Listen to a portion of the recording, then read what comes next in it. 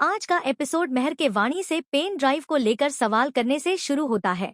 वह पूछती है कि पेन ड्राइव कहाँ है और उसे तुरंत बताने को कहती है, लेकिन वाणी मेहर को अपने पास आने से मना कर देती है। इस पर मेहर उसे बड़ों से तमीज से बात करने की नसीहत देती है और जिद करती है कि पेन ड्राइव कहाँ है यह बताएं।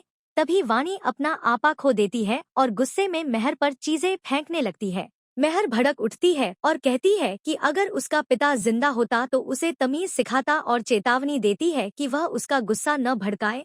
वह पेन ड्राइव तुरंत देने को कहती है। वाणी मेहर पर बेहद क्रूर होने का आरोप लगाती है और वहां से जाने की बात करती है। मेहर ठंडे लहजे में कहती है कि यह आखिरी बार है जब वह प्यार से पूछ रही है और फिर से पेन ड्राइव के बारे में सवाल करती है। वाणी जवाब देती है कि उसे नहीं पता पेन ड्राइव कहाँ है और अगर पता भी होता तो वह कभी नहीं बताती।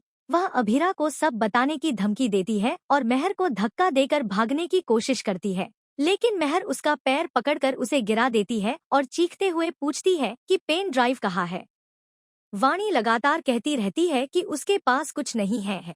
तब मेहर खौफनाक अंदाज में कहती है कि झूठों को सांप काटता है और अब सांप आ चुका है और वाणी जिंदा नहीं बचेगी।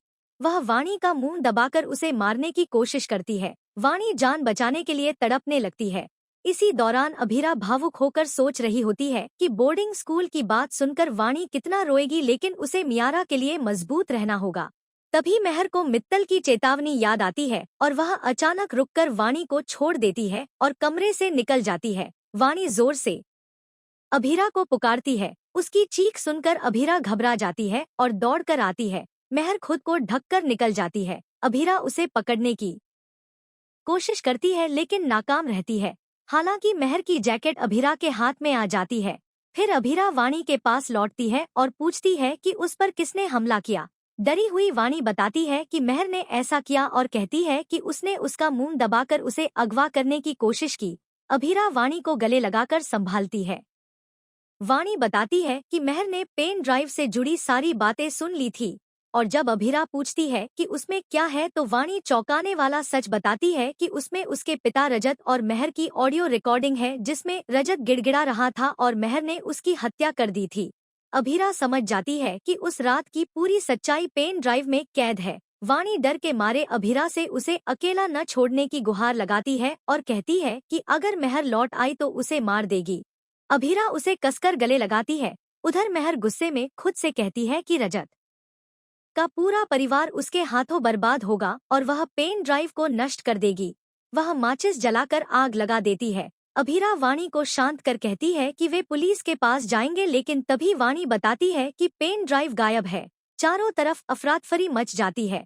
आग लग जाती है और लोग चीखने लगते हैं।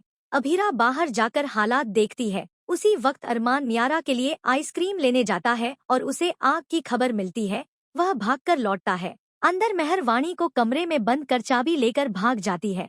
अभीरा मियारा की आवाज सुनकर उसे बचाने दौड़ती है। तभी वाणी खिड़की से मदद के लिए चिल्लाती है। अभीरा उसे रुकने को कहती है और मियारा को बचाने जाती है, लेकिन देखती है कि वाणी के कमरे में गैस सिलेंडर है।